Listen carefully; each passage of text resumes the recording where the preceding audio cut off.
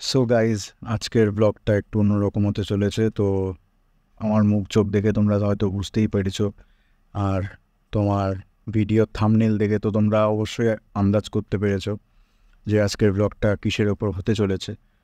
তো হ্যাঁ গাইজ, আজকে আমার বাইকটা আমি সেল করে দিচ্ছি। তো কিছু ফিনান্সিয়াল কিছু প্রবলেমের কারণে।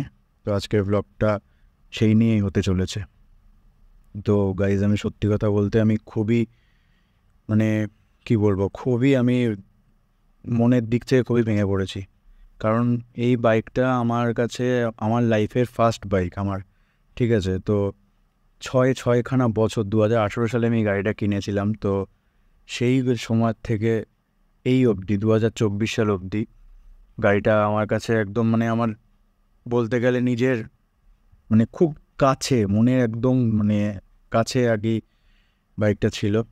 তো কিছু কারণের জন্য, ফিনান্সিয়াল কিছু প্রবলেমের কারণে আজকে আমি বাইকটা সেল করে দিতে বাধ্য হচ্ছি। তো কিছুক্ষণ পরেই আর কি ওই দাদারা চলে আসবে যাদের কাছে আমি সেল করব। তো একটু আগে আমাকে কল করেছিল। তো সেইটাই আর কি তোমাদের দেখানোর জন্য আজকে, যেহেতু তোমরা আমারও একটা ফ্যামিলির মতন, তো তোমাদের সাথে যখন আমি সব কিছু শেয়ার করছি, আমার খুশির মুহূর্ত, আমার সব কিছু, তাই ভাবলাম যে আমার এই যে দুঃখের সময়টাও যেন তোমরা আমার সাথে থাকো। তো এইটা নিয়ে একটু আমি ভাবলাম যে আজকে এটা তোমাদের সাথে শেয়ার করি। তো চলো শুরু করা যাক। আজকে আর সেইভাবে কিছু বলতেও পারছি না, সত্যি কথা বলতে মনের দিক দিয়ে একটুও ভালো নেই, খুব কষ্টে আছি, ভাল লাগছে না কিছু। আর বুঝতেই পারছো, ছয়খানা বছর একটা গাড়ি নিজের কাছে থাকা নিজের যত্নেই রাখা, সেইভাবে কী বলবো, আমার এত খারাপ লাগছে। আমি চলো তোমাদের দেখাই, চলো।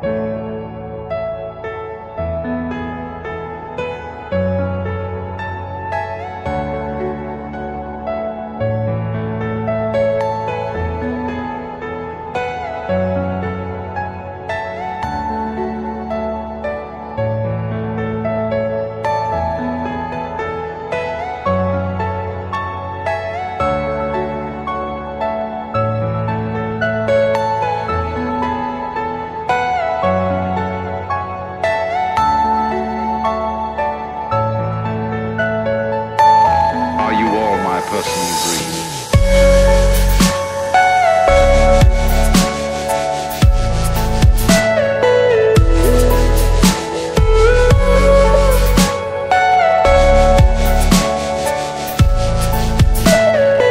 Everything you know is in your mind.